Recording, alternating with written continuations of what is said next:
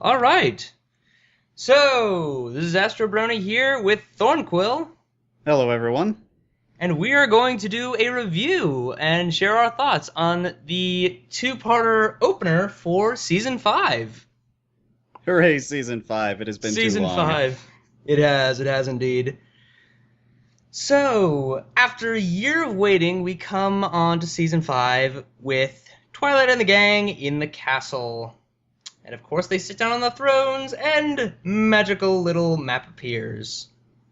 Yep, magic map appears, and that was actually the first thing that I saw that I actually liked, was that they gave a little bit of an explanation why this was happening. Just that the castle has more of a purpose than just being Twilight's castle. And then it becomes that purpose, so I was really glad to see that explanation. I also had a huge laugh. Pinkie Pie's parents being crushed by Spike. Godzilla reference there. I'd forgotten about Yeah, that. that was. I actually think they did Pinkie very well in this episode compared to the past season where she was just out of the box crazy. She needs some serious Ritalin. But this, she was much more refined, much more serious, and she was on top of things. I thought so too. I really liked her presence in this episode, and that goes honestly for the main six in general. I didn't think that any one of them had an overbearing or an absence of a presence in this one. It was really well balanced, I thought. Yeah. So then from there they go on their lovely quest to this mysterious town, where Pinkie very quickly points out that there is something off. She's the first one to point out that something's wrong. Being the resident smile expert, she spots the creepiness a mile away. Yeah. And they were creepy. I have to say, Oh, I man. laughed. I laughed at her manipulation of the rocks there. Bit of a callback to other seasons. Yes. And let's not forget she was a rock farmer. Yep. Maud Pie. I thought it was funny. Yeah. More Earth And Pony magic. Anyways, yes. Going on to our next resident character, Starlight Glimmer, who I thought was a very effective villain. I thought so too. What I really liked about her was she feels like the first mortal villain with a really big plan that we've seen in a long She, time. not even in a long time. I think she is the first legit mortal villain. Every opener villain that we've ever had has been Nightmare Moon, Discord, King Sombra.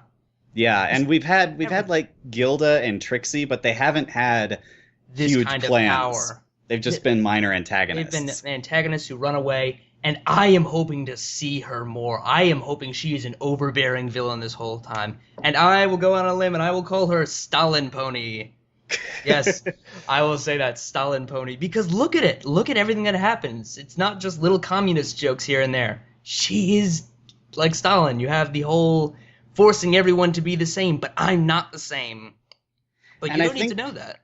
I think that's the big issue that this whole opener brings up in terms of what people are talking about is what she represents and what that means to us. Yeah. It's funny because I don't really see much of the communism. I see obviously the elements of communism that inspired it, both with the visuals and the music in the episode, Yeah.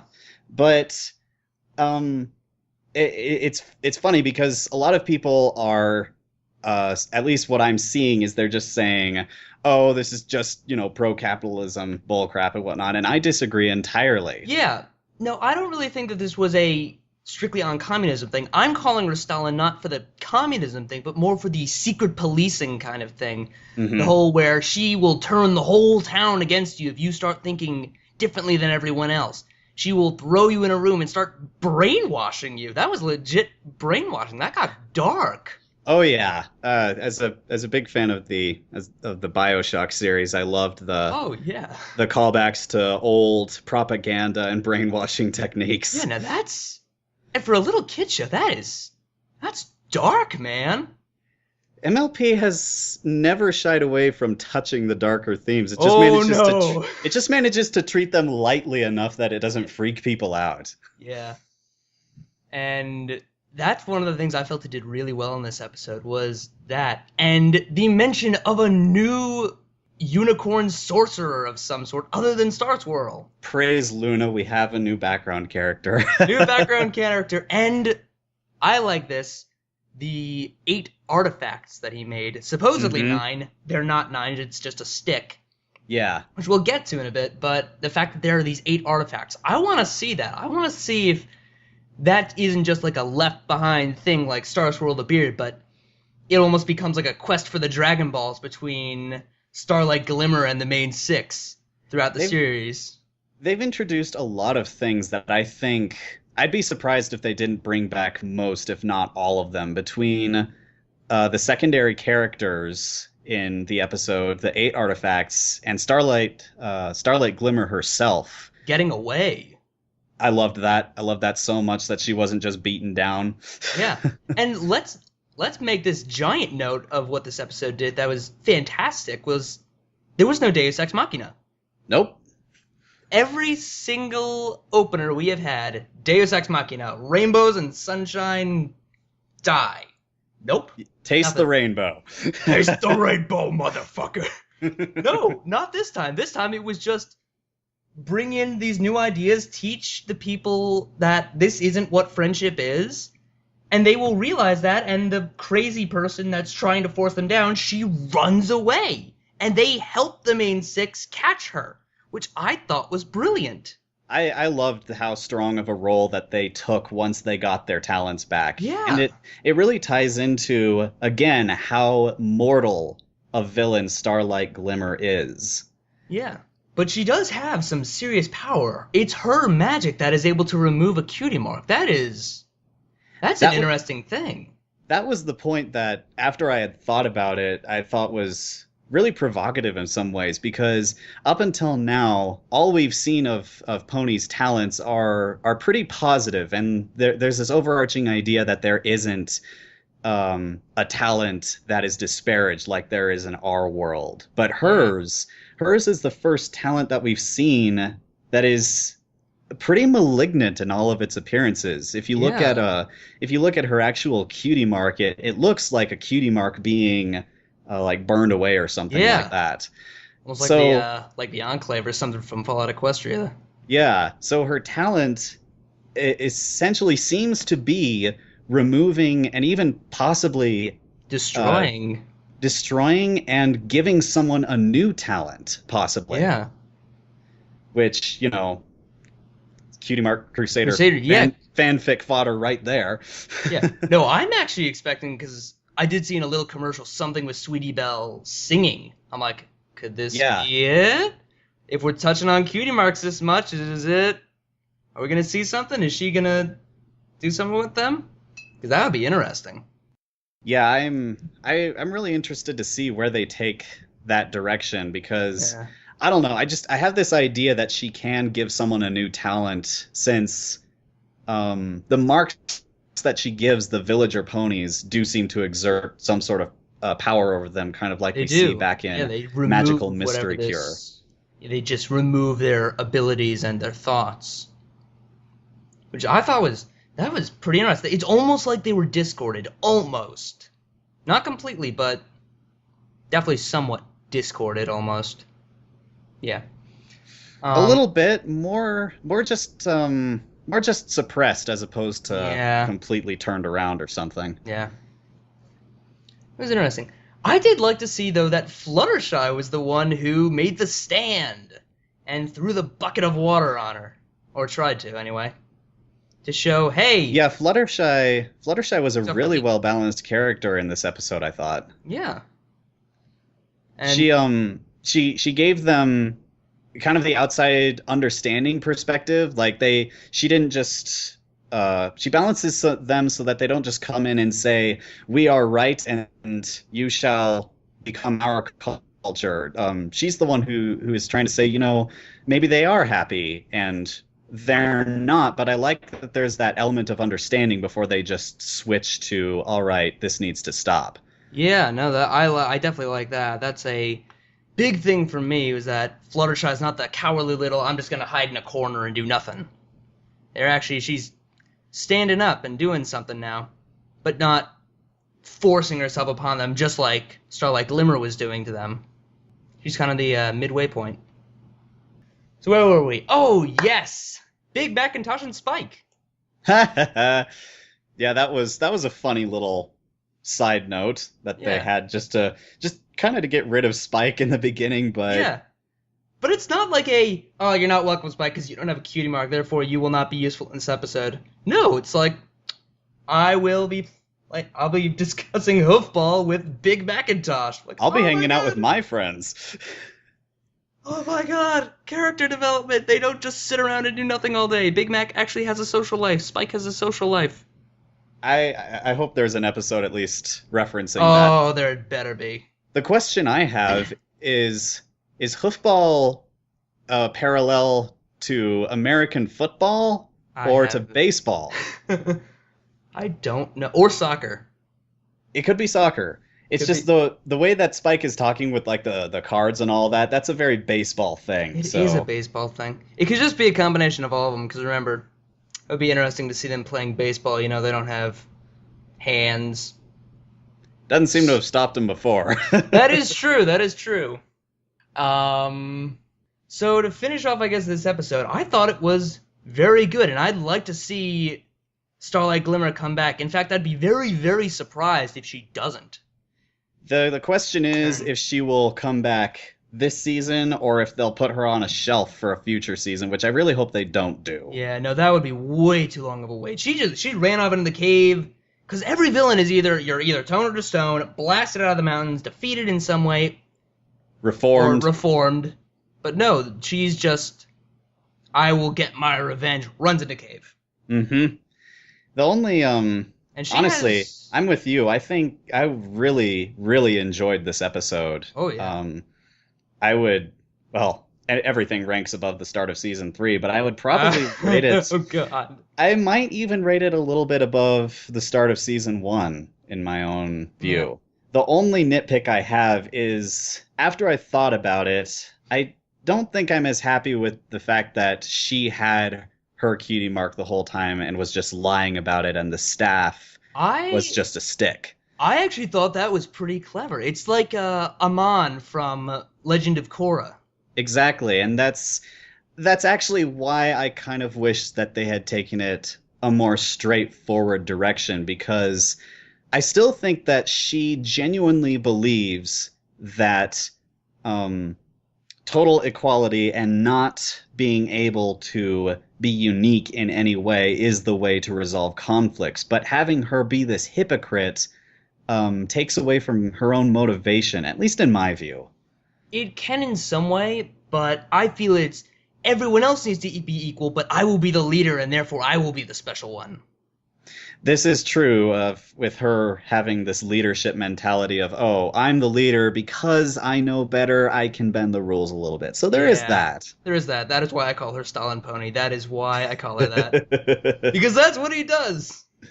Secret police and all.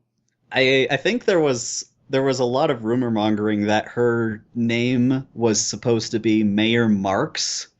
I don't know if that was ever in the script at all. I could see why that could have caused a problem. The name is hilarious. That is so brilliant. But if I have a complaint, that is it, and it's a pretty minor one for me. Yeah. I would personally of season premieres, I would definitely have to put this as one of, if not my favorite season premiere, just because there was no Deus Ex Machina. Everything was well-timed, well-paced, and it was quite an interesting message. And it gives us a lot to look forward to for this season. Do we want to talk a little bit about the message at all, just because it seems to have been muddled a little bit? Yeah, might as well. Yeah. Go for it. Well, I guess the message for this one is the fact that just despite everyone's differences, everyone can be different but still be friends. You don't have to be on one side of the extreme where everyone is different so no one can get along, you cause anger, or everyone has to be equal, and that is the only way we can be happy. No, it's a nice balance between everything. I remember listening to Silver Quill and Dr. Wolf discussing this very shortly after the season premiere. And they said it was, on the one hand, you have the sirens, where they have everyone singing about, oh, everyone's different, and everyone is, or some people are better than others, and everyone argues about it. And obviously here we have Starlight Glimmer saying, oh, no, that'll cause problems. Everyone has to be equal. And then in the middle, in the midway point, you have the main six saying, yeah, we can all be different. We all have our special talents. We have Earth Ponies, we have Pegasi, we have Unicorn, and we have an Alicorn. We're all still friends. We can all still be in harmony together by accepting our differences and everyone utilizing what makes them special, and it adds to the team. Yeah, and they I only just thought of this when you said that, but they kind of really brought that out with the secondary characters. They did. Between building the bridges and doing the skis. It was a little random, but it really built upon that theme. And the airdrop, of course, just mixing everyone together, you get something better. Yeah, exactly. It's interesting. I hadn't actually seen any analysis of the episodes yet, so it's interesting that other people saw this as being a counterpoint to the sirens, because I saw that right away. The sirens had initially confused me by them saying, we don't all have to be exactly the same and we can compete. And I thought, well, usually that's kind of a positive message. There's not necessarily anything wrong with competition. And then you take it to the extreme of just using it of beating everyone else down to elevate yourself. So it definitely serves as a really nice counterpoint to that message. And then you show that there is a complete extreme opposite side to that with everyone must be equal. No, that doesn't look so fun either. To excel is to fail. Yeah. That's just a sad thing to say. That's sad. Ouch. But yeah, overall, definite high rating in my book. Yeah. 9 out of 10. 9 out of 10, definitely. One thing I just thought of. Yeah. Starlight Glimmer, if she's just doing that spell on her own, she's a pretty powerful unicorn, because Twilight teleported up in the traps, in the "it's a trap" scene, and she is about to do some form of magical blast, and Starlight Glimmer blasts her with some other kind of magic that stops it. Mm-hmm. She's a pretty powerful unicorn. She is. At the very least in that spell, and I think that spell taking away someone's talent would definitely negate Twilight's own magic. Oh yeah, because they're an element of magic, right? Mm-hmm. I do kind of wonder how powerful she is overall, because we've had it referenced that other unicorns are only powerful in direct relation to their special talent, which is why Twilight can do such a broad range of spells. Starlight Glimmer may not be all that strong in other respects, which would probably balance her character, honestly. But the fact of the matter remains, you're right. Her main spell can overpower Twilight, and that's actually really a scary thought, because there's nothing stopping her from hitting her again. Yeah. The one thing I wonder how Starlight Glimmer would handle is if she was able to spread this over Equestria, what would she do about Celestia and Luna? That's what I was just thinking. Could she do it to them? Or if she took away their talent, what would happen to the world? It would lose the movement of the sun and the moon, maybe. Yeah, what good would that be? Hi, Discord. Yeah, I wonder what Discord would, how he'd fare against her. That'd be really interesting. I hope she comes back. At least I would like to see her maybe 3 or 4 times this season. Just here and there. I would personally be very disappointed if she does not come back and if she's not a reoccurring character. Mm-hmm. Agreed. All right, I think that sums this episode up. 9 out of 10. Very well done. Very excited for the rest of season 5. Cannot wait. I'm Astro Brony. And I'm Thornquill. And this is us signing off. See you next time.